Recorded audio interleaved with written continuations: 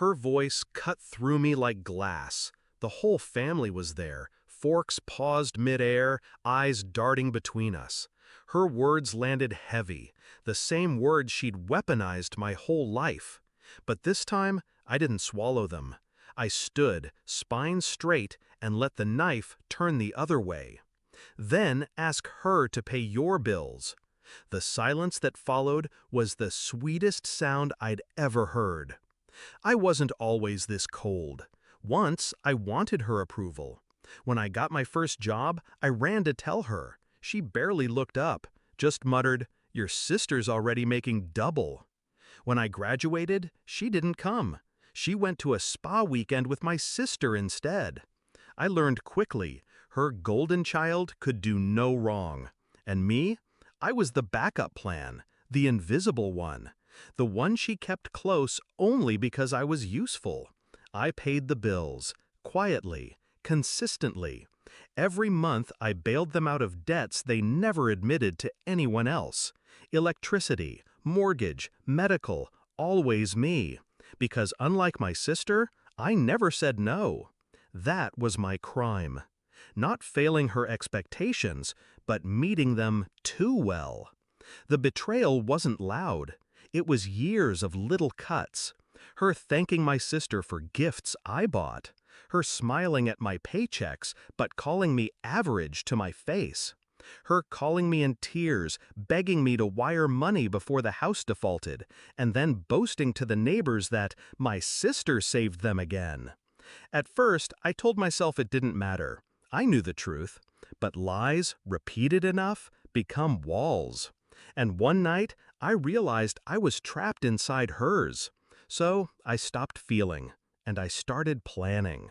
I went through their accounts, because of course I had access.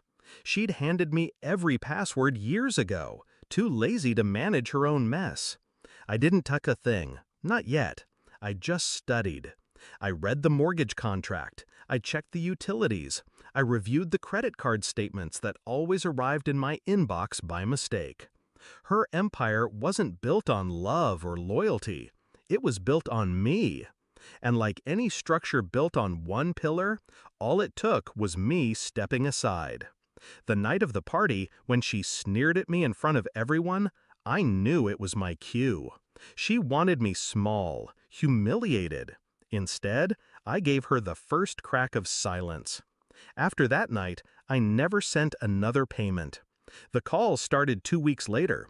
First, it was my father, polite, sheepish, pretending it was a bank error. Then angrier, desperate. My mother didn't call. Pride wouldn't let her. But I knew she was there, listening in the background, grinding her teeth as he begged me to fix it. I didn't. 3 more weeks and they were behind on everything. Mortgage late, utilities threatening shutoff, their perfect image crumbling.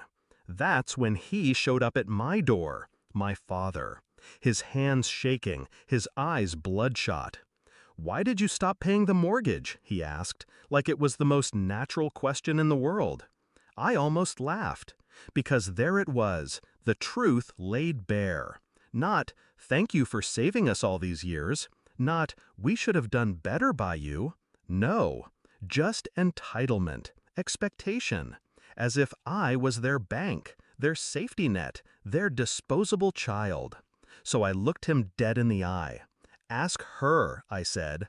"Ask your golden child. If I'll never be as good as her, maybe she should finally be good enough for you." His face drained of color. The fallout came fast. The power was cut off for 3 days. Their neighbors whispered.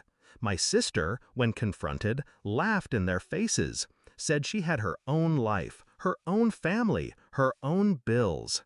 Suddenly, they had no savior, no golden child, no invisible one picking up the pieces. They had nothing but each other. And I had peace. Do I feel guilty? No. I gave them years of loyalty. I gave them silence. I gave them money I'll never get back. What did I get in return? Comparison, humiliation, dismissal. So no, I don't regret the silence I gave them that night at the table. or the silence of my bank account after. Because silence, when you've earned it, can be the loudest revenge of all. I walked away, not bitter, but free. And every time my phone buzzes with another overdue notice forwarded to me by mistake, I smile. They wanted me small. They made me invisible. And now they finally see the cost of living without me.